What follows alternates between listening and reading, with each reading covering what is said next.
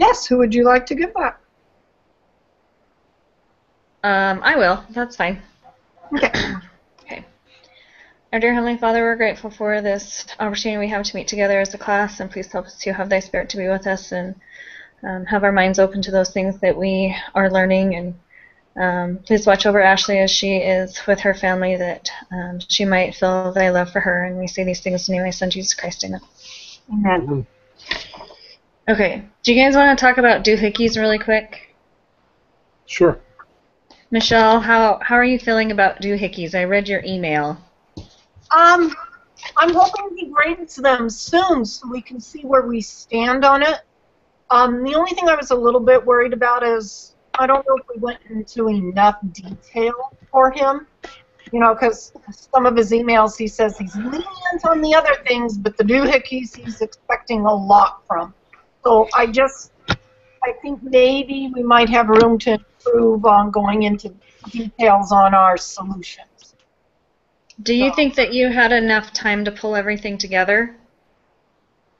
I had enough time to pull it all together. I don't think we had enough time to re-review it and see if we wanted to add to it. That's the only thing, you know. I mean, you guys said it looked great, but we didn't really get an opportunity to discuss it. So I think if we were to each week do a write-up for that week, it would give us more time to, oh, you know, I had this thought. Maybe we can add this in here. And then on the last one, we almost all had the exact same response to the sexual harassment.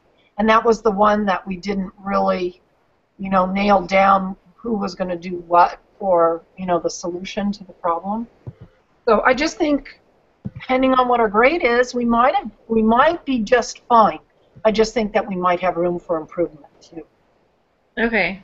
I agree with coming up with our topics as we go through them each week. That way we can share them, and if we need to share our paragraphs and we need more detail or, you know, whatever, I think we can do it as the weeks progress instead of all at the very end. I just think it'll be easier for whoever's writing it up. You know, they don't have to pull it all together at the deadline time, you know. And I'm a procrastinator, and I don't want to do that to you guys. But, you know, I mean, so for me, having it right there at the end didn't make any difference to me. But Okay. Other people are more organized than What do you think, Dan? I mean, I definitely, I guess I see I guess it really depends on how like you were saying, Michelle, how our grade turns out. Because, I mean, personally, I'd rather not have, you know, one more thing to do every week. You know, it's like if we can just bang it out once every 4 weeks or whatever it is, that sounds great. But if we get nailed for for not doing a great job, then you do what you got to do. But yeah, I don't know. Sorry, delay there. We are supposed to work on the doohickey problem each week according to the syllabus. So I think at the very least, we each need to know what we are going to be writing on. Sure. So I do think we need to identify the problem and then what specific solutions that each of us want to take on. I think that minimally, and whether it's here in this meeting or we email each other or post it in our group board, however, you know, we decide is the best way to communicate. But I think that minimally needs to be done each week. So just pick a topic for each of us each week? That's what I think, kind of like we did before. You know, this is what we think the problem is that we want to address, and then each of us saying, I think we need to look at a solution from this point of view and a solution from each of us. That way we know what solutions the other person is tackling, and we don't duplicate that and end up, you know, with something where everyone's kind of commenting on along the same line. Because we have to have 4 solutions to the problem. Okay, so were you guys able to come up with any solutions that you wanted to talk about?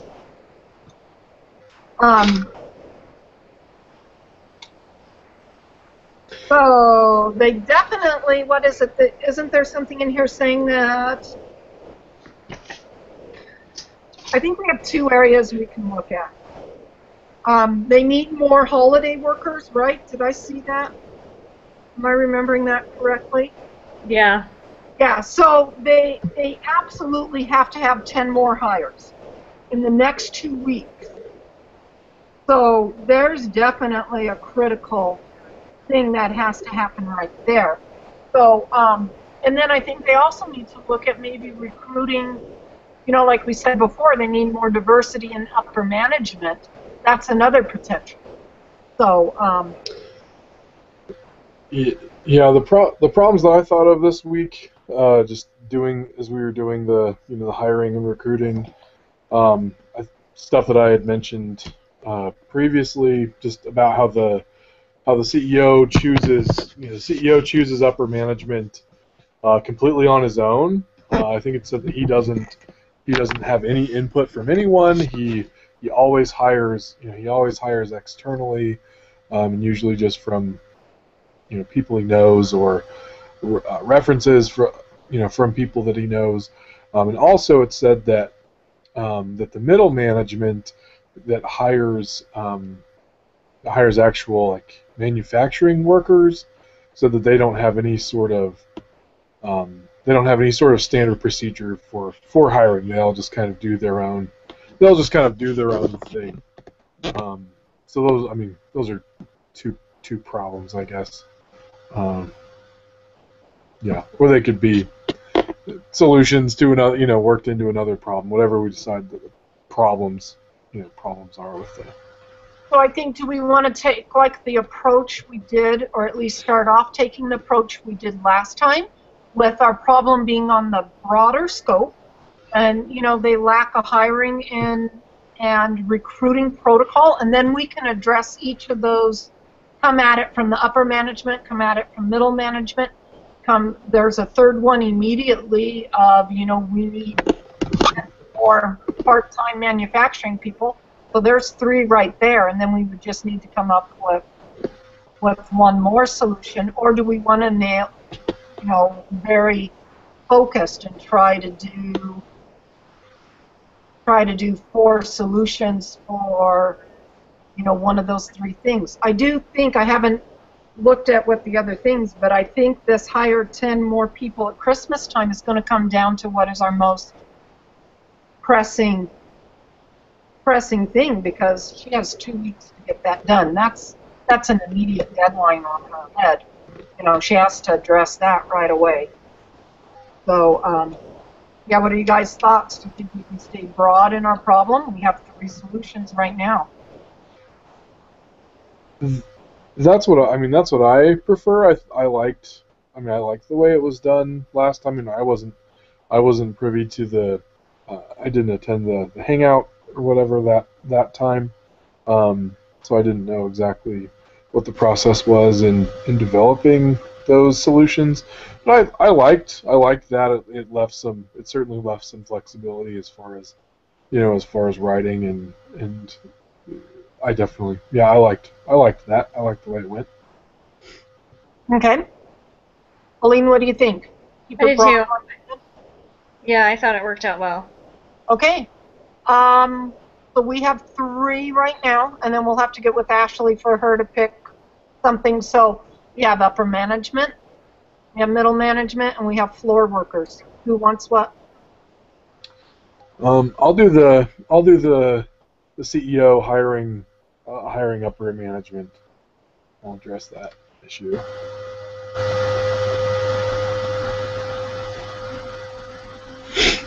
Okay. Aline, what do you want?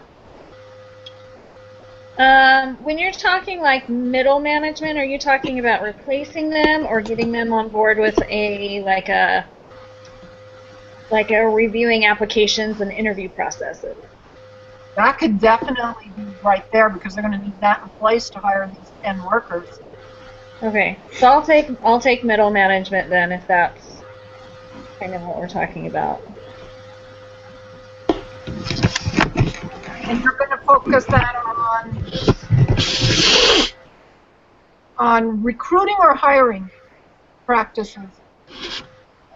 I think I would probably focus more on like reviewing applicants or like reviewing resumes and conducting interviews. Okay, so training them how to do the hiring. Yeah.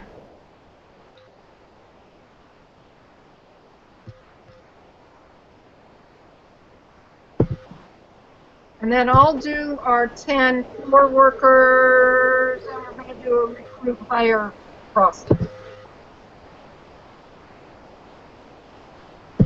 You know, kind of like knowledge packet from setting up some sort of process to bring in new hires. Okay. All righty. And then we'll just let Ashley pick her own based off of what we've chosen.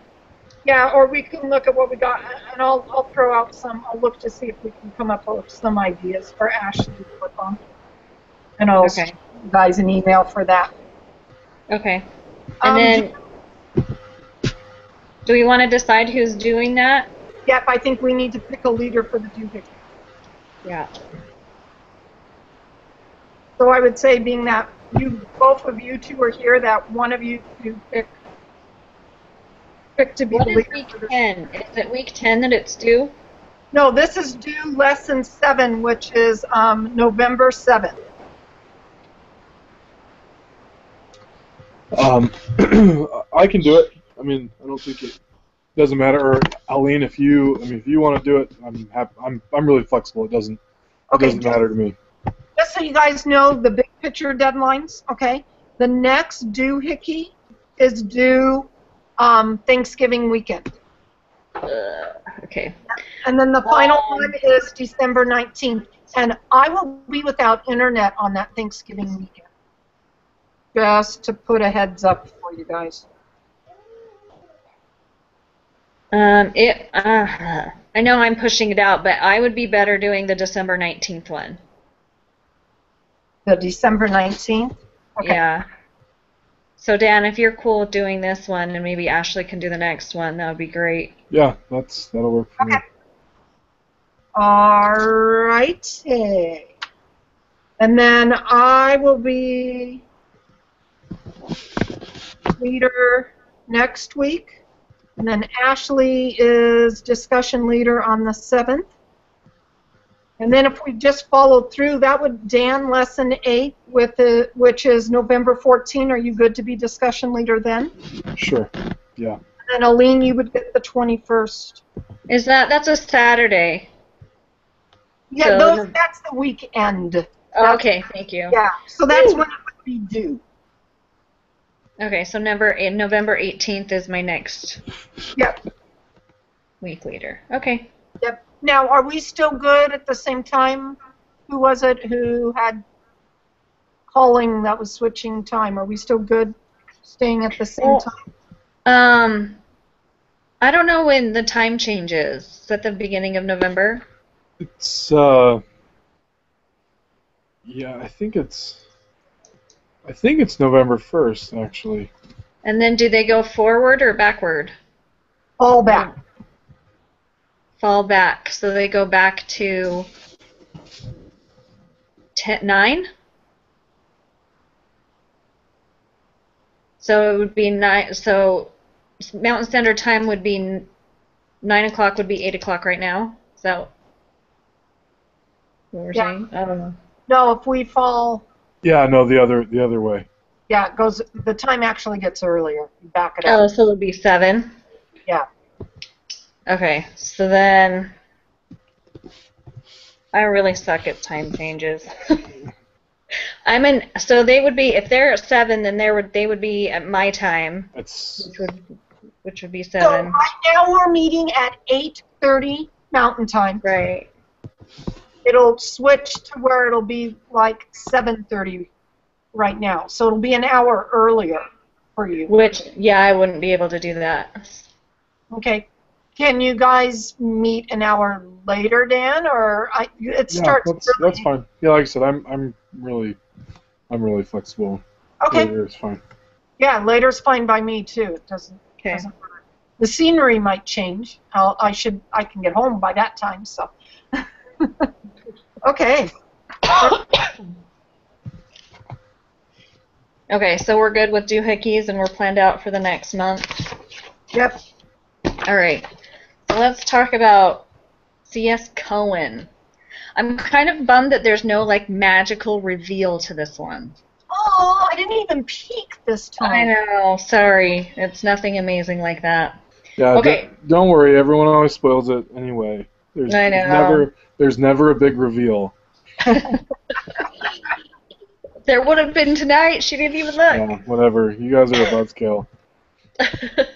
Unless you looked, and then it's just over anyway. Okay. So let's imagine that you are the banker at Super Saturday. You get to vote on 2 candidates to hire. Who would it be? Michelle, do you want to start? Okay. So I would pick Nat. Oh yeah, I'm gonna just slaughter her name. So, Golduska, the student from Cornell. Okay. You know that they have foreign markets. Everything is really good for her. You know, I feel that she's what they're looking for, and I think that she might be that stiffness people were feeling could just be that she doesn't do well when she first meets people. But as she gets to know them, I think that would become better. She definitely has the attitude. She's that go-getter, good student. The language skills I don't think are going to be detrimental to her working with clients. And it just like really surprises me. How do you make these decisions without, I don't want to hire her because of her accent? Well, we've already seen where that can start playing into discrimination. So, but I think she is really, really a good pickup. And who's the other gentleman? Andy Sanchez. I think he has a good reason for why his GPA is low. His test scores are phenomenal. He's right up there. He has the fire. He has the drive to make his own business be that successful. I think it's okay for them to take the risk on him. I think he stands an excellent chance of excelling in this field. And even though he isn't the cream of the crop grade-wise, I think sometimes you have to look past that and understand what the circumstances behind it are.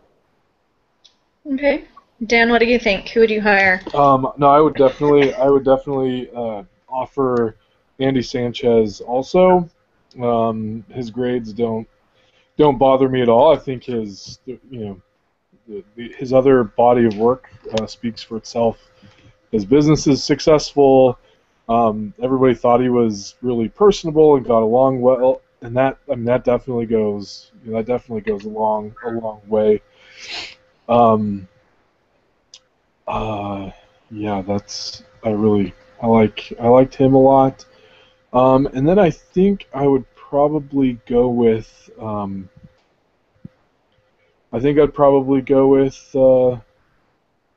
Ken Goldstein. Of course, I mean their only real concern with him was that he's married and has kids, and perhaps I'm a little biased as a married man with a whole mess of kids. I think I mean, of course, when you make him an offer, I mean, you have to make it clear what that offer entails, and I mean, but the guy's got to know what he's getting himself into. I mean, he's worked a long time, trying to become this investment banker, and he has 5 years experience with PricewaterhouseCoopers. So anyway, they said he was top 5% of the firm. Yeah, that's who I would pick: Ken Goldstein and Andy Sanchez. Okay, cool. I chose Andy Sanchez too. I think that He does spend a lot of time, building his company, and he did have good grades before he had his business. So I think that, he's a hard worker and he kind of has an idea of what that means. And then I also chose Natalia, whatever her last name is, because I think, again, she has everything that they want out of an employee. So I chose her too, and again, that would go straight to the discrimination. But on the flip side too, like, if they're not going to hire her because of her accent, would it work out for her? Like, are they the kind of company that are going to discriminate against her because of how she speaks instead of how smart she is? And so I don't know. So I guess it kind of depends on how the company is being pitched to her. But just another thought. Why wouldn't you guys hire Martin? He wasn't even considered. Dan, what do you think? I mean, I actually like, I really like his military experience. I think, personally, when I hire people for my business, I always any ads I put up, I always encourage veterans to apply, and I definitely take that into consideration when, it's definitely a check in the plus column when I'm interviewing someone for for my business. I mean, he seems like a little bit of a,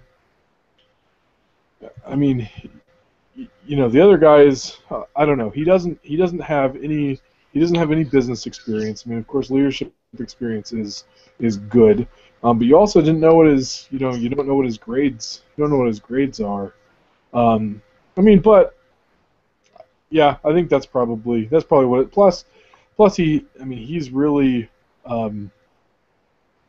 he's been considered by a lot of other firms, which, of course, that you assume that, that he's probably a really good candidate, but at the same time, you don't want to waste your offer on someone who's going to go somewhere else. Okay. Michelle, what do you think? Yeah, I think not having prior business experience was a little bit of a negative, but really what did it in for me was that they're going to be playing firms against each other. I think they want more of a person that wants to work for this company for them, and yeah, being that you're down to the last two, you don't want to risk wasting your invite on someone who might be a candidate. I think the other two played just a little stronger into the possibilities of being able to match up more with Cowen than this gentleman did. So maybe we might be missing out on good leadership skills. But yeah, I just don't get a solid feel for him that this is the company that he truly wants to work with. I agree. And then, Michelle, you didn't choose Ken either. What do you think about Ken Goldstein? Why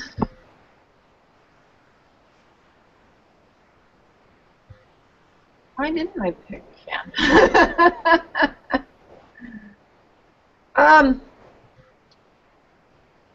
I hate to say it, but I really felt that his family might get in the way. And I know, and I'm a family person, and it's important to me for family. But I also have a husband who's very much a workaholic, so I really think this is a bias on me.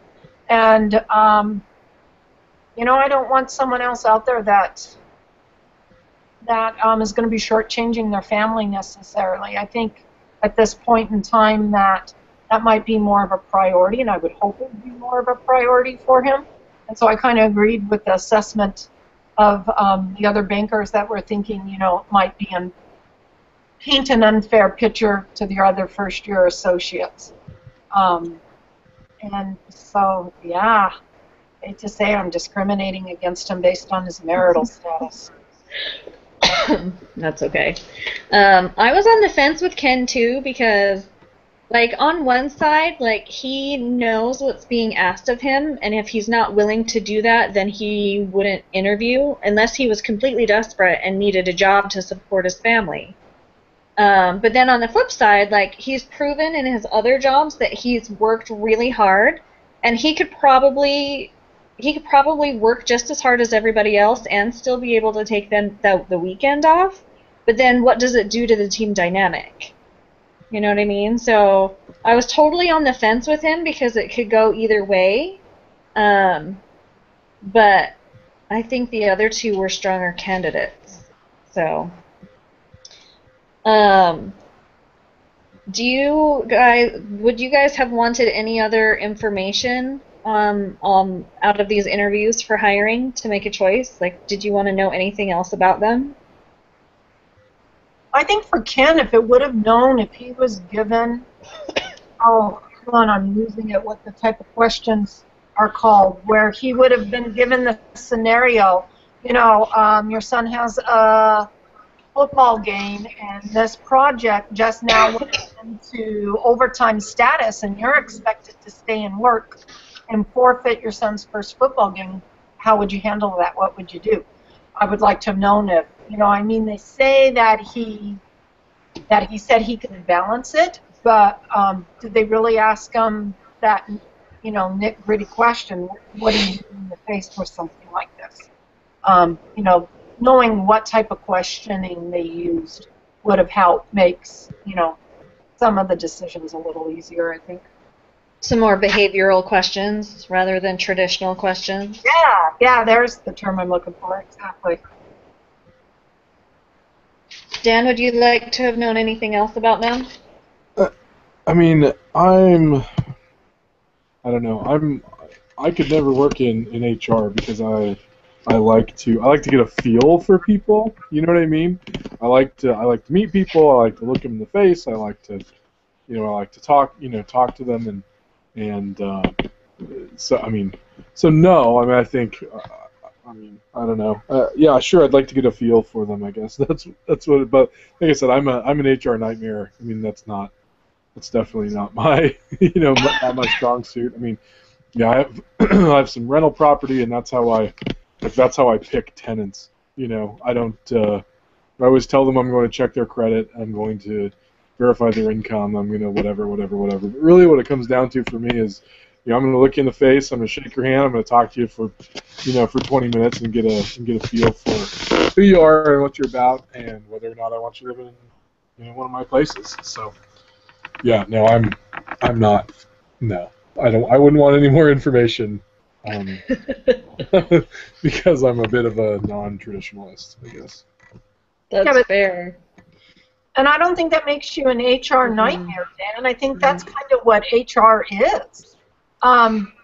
Correct me if I'm wrong. HR isn't the people doing the interviews, right? Because it's people that just came through the first-year associate program did the recruiting, and then it's the CEO and the upper management. Oh, sure. So right. But that's what I'm saying. So HR looks at HR looks at is going to look at their resume or their paperwork or make whatever, I don't know. And so I'd be fine to interview. I feel like I'd be fine to interview, but as far as looking at in this instance, looking at the paper or reading what their experience is or whatever, I wouldn't.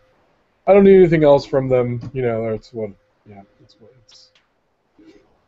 got everything I need to know, I guess, without meeting somebody. So you use your gut. It's a gut feeling. Absolutely, go with the gut. That's right. Okay. Why do you think that there's so much disagreement between the senior bankers in the Saturday meeting about which recruits to hire? Do you think their interview processes were good enough? I just think it's natural for people to disagree. I mean, we're not exactly senior bankers, the three of us, but we didn't all agree on the exact same people. I mean, different people who come from different backgrounds value different things, and it's simple as that, I think. Anything to add, Michelle? I think Dan's right. We each come with our own set of biases. And what's a positive for one of us might be a negative for the other one. You know, it's all how we look at it. So, yeah, no, I think Dan hit it right on the mark. Okay. Do you think that they could have changed the way the Super Saturday structure was set up? Was there a different way of interviewing that would have been more beneficial?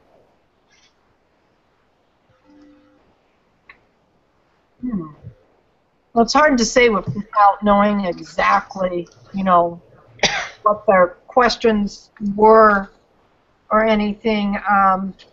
You know, maybe just a little, you know, it says that some of them were really, really hard on the candidates and some of them were pretty lenient. So, I mean, if you're going to maybe change things as maybe have a little more training with your recruiting team so that they're kind of handling things a little more uniformly. It's about the only thing that I can think of maybe that they would need to do to change things up. But I wondered if having rather than doing like I mean I get that they I think ideally having one candidate at a time would be better than doing this big, you know, Super Saturday meat grinder type, you know, type approach and just having, you know, person after person after person after person. I mean after your fifth interview, after you've interviewed 5 candidates, I mean it's just as an interviewer or as an interviewee, it's just tough. You know, it's tough to as an interviewee, it's tough to present your, you know, it's tough to put your best foot forward after you've been interviewing for 4 hours. As an interviewer, it's tough to listen to someone trying to put their best foot forward after, you know, after conducting interviews for so long. So I think it might be nice to just have done a one-on-one and maybe get to spend a little more time, or, you know, I don't know, just have it be a little more personal instead of just instead of just such a assembly line type deal. Okay, I can agree with that. I think that for me, I think that when I've hired people in the past, like I want to see them in the environment. I want to, you know, put them in situations and see how they would react rather than just having them in a four-walled room and we're just chatting and trying to put our best foot forward. I would want to actually have seen it. But I guess they were doing like this mass hire of like 15 people. Right. Yeah. But you know, if I rent an apartment, I want to see it first. If I buy shoes, I want to try them on.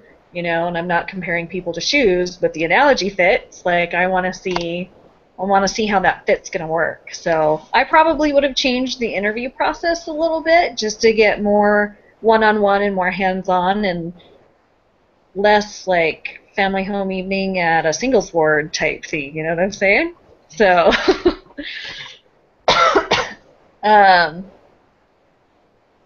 okay. So deciding which business schools to recruit at was controversial, which I didn't really feel like it was, so maybe you guys did, but why was the choice of schools to recruit at so important? Michelle, what do you think? well, the feeling I got was I think some of and I mean it's just the feeling that hit me, and I'm thinking maybe it was more seasoned, more experienced.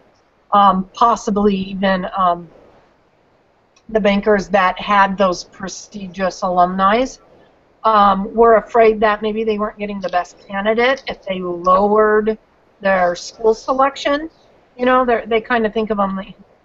My impression was, you know, these schools are the top, and if we're not going to these schools, then are we compromising the type of people that we're getting? You know, but I think it was a good thing. I think you can still get really good quality people when you come down out of those top 10 schools.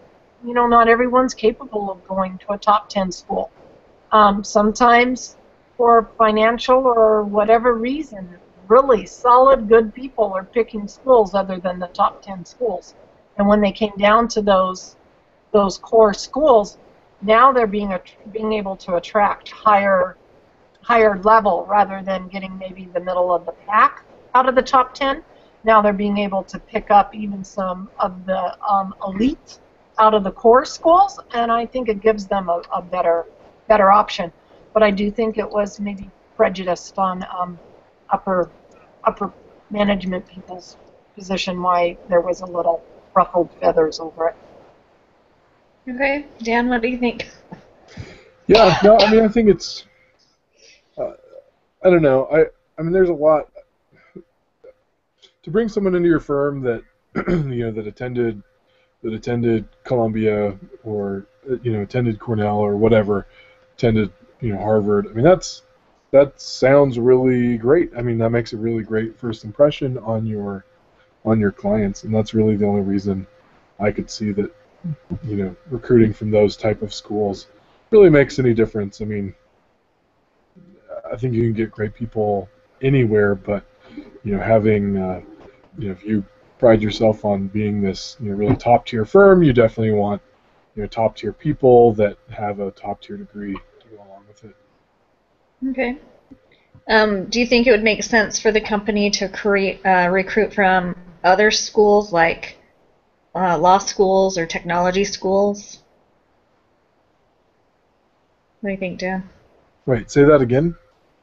Do you think it would make sense for the company to recruit from other graduate programs like law or technology to add some diversity? I mean, I guess you could. I suppose I just figure that most people, I mean, sure, it would provide some diversity, I guess, but people graduating from finishing a graduate degree in some type of tech field, I can't really see going to, being swayed out of the technology sector into investment banking. So I would say I probably wouldn't waste my time. Yeah, I mean, if someone is in one of those other fields and they really want to get into investment banking, they're going to find their way there. I probably wouldn't spend the resources recruiting at other programs. No.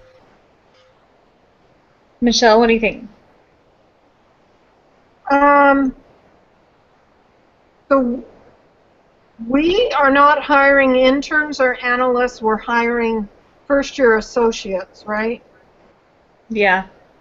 Okay, so that kind of might shoot a hole in my theory. C.G. Cowen, they specialize in healthcare and technology.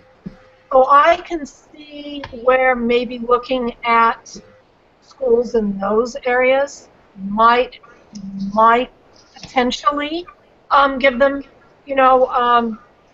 some extra benefit if they have someone who wants to break into this line of work who came from that background. I can see where it could definitely lend an edge to them. They would understand the underlying market that this company strongly focuses in.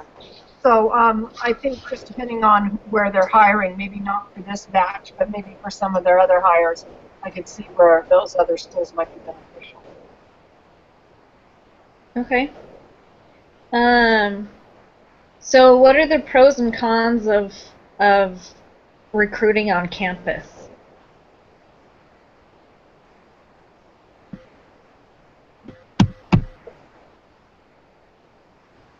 I think for one, not most people, I'm not going to say most people, but a lot of people who spend 4 years or 6 years doing a full-time degree don't have an opportunity for much experience. So that can be a con. What do you guys think?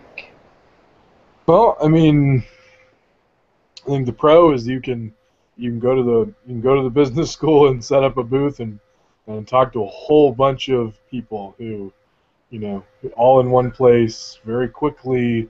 It's not going to cost you, much, if anything, and you can just you can talk to a whole bunch of candidates all at once.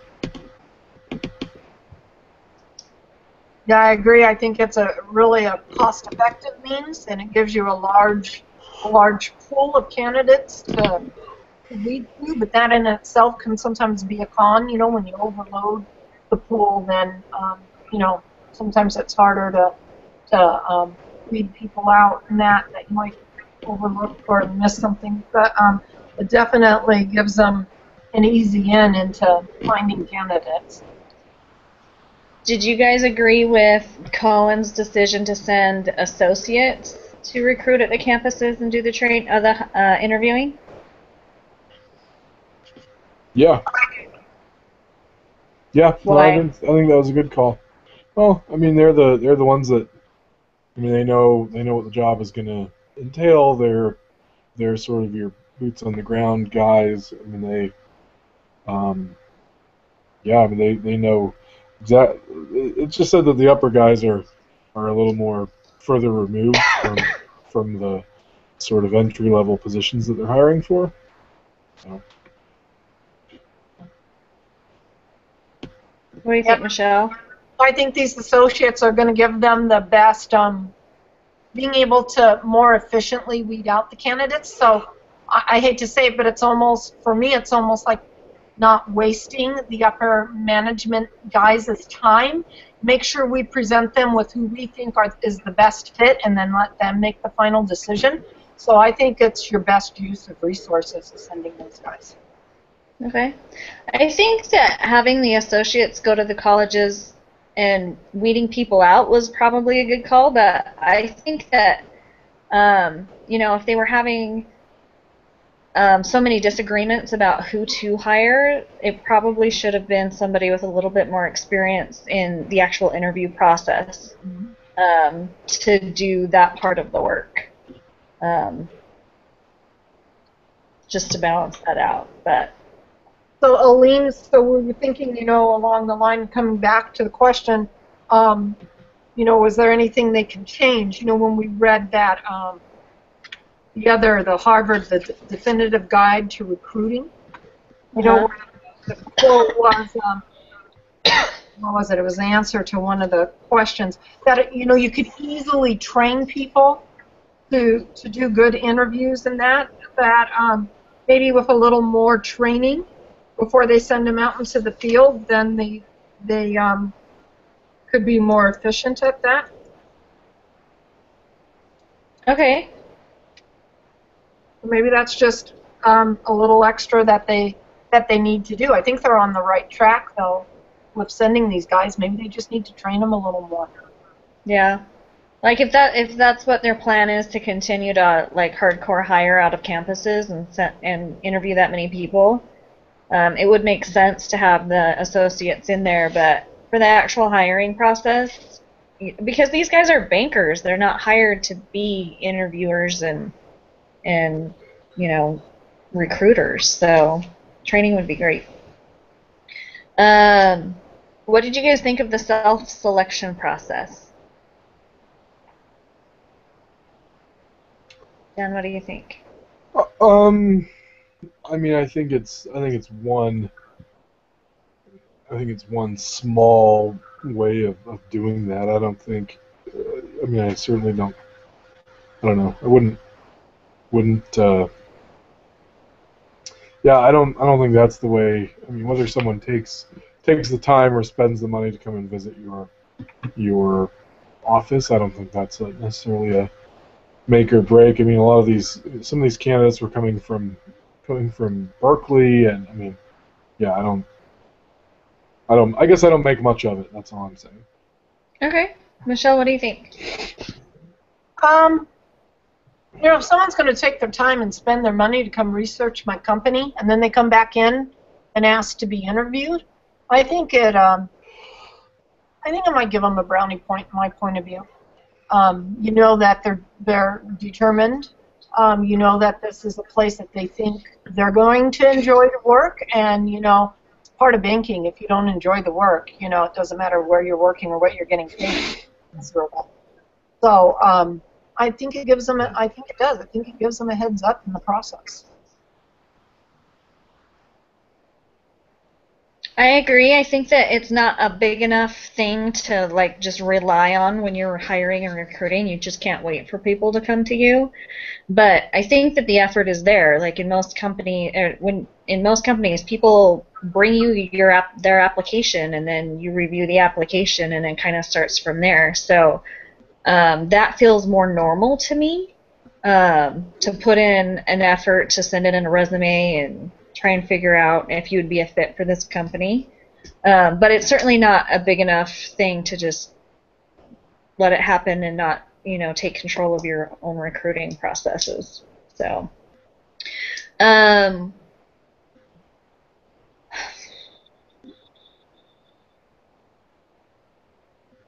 there's a lot of same questions going on. What are the differences between recruiting and hiring? What question? Michelle? Difference between recruiting and hiring. Well, hiring's the end process. And recruiting is, you're looking for people to fill those vacancies and offering the opportunity to be considered for hiring. I think it takes different skill sets maybe a little bit to be a recruiter as opposed to someone who does the final hiring. Recruiting definitely takes a little more work. You have to be able to, I think of the smooth wine and dine type of thing when I think of recruiting. You're trying to convince people about your company, and you're inviting them in. And then the hiring process is you want to make sure you're the one that has to make sure that they're going to fit with the company. And it's they're just a little bit different than each other, different skill set. Dan, do you have anything to add? Nope. Okay. What did you guys learn about recruiting from this case?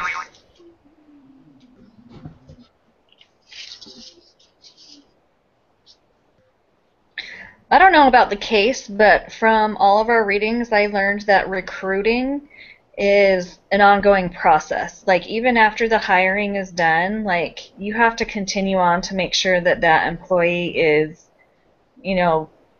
comfortable in their environment and they know what the company is all about. So I think for me, like, recruiting is finding that person and just supporting them through until they can be successfully integrated into the company. Yeah, I think you hit the nail on the head there. I do. Yeah, you got to make sure that you bring them full circle. You can't just drop them once they're hired. You brought them in. You need to make sure that it's a good fit and things are working for them, and that otherwise, you're just not going to get the hirees.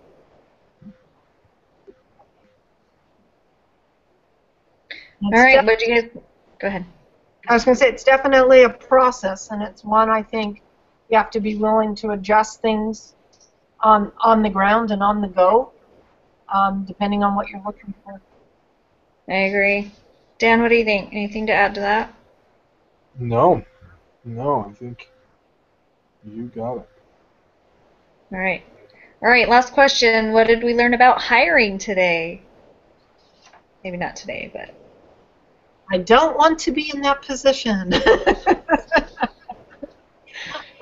me, it was challenging not to bring in your own personal biases and making sure that you're not discriminating against someone. I mean, I thought I was kind of open person, but dang, yeah. So it's. I know we all have them and everything, but you really got to make sure you're paying attention to that, and being able to come to a consensus is important. Understanding, how to work together as a team and come to a consensus for the final hiring selection.